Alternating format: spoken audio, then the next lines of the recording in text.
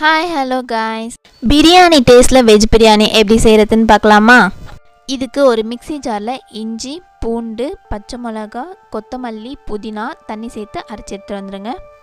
இப்போ ஒரு குக்கரில் ஆயில் சேர்த்துட்டு பட்டை, கிராம்பு, ஏலக்காய், பிரிஞ்சி இலை எல்லாத்தையும் சேர்த்துறேன்.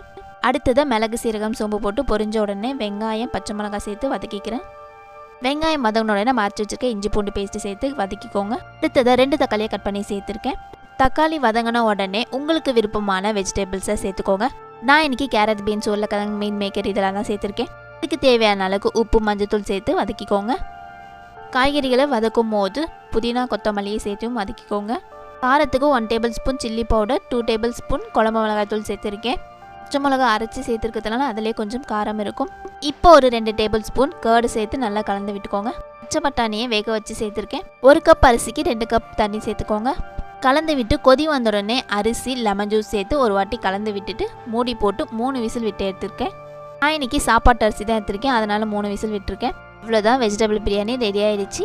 நீங்கள் பாஸ்மதி ரைஸ்லாம் செய்கிற மாதிரி இருந்தால் 2 விசில் மட்டும் போதும். ஓகே, பாய்.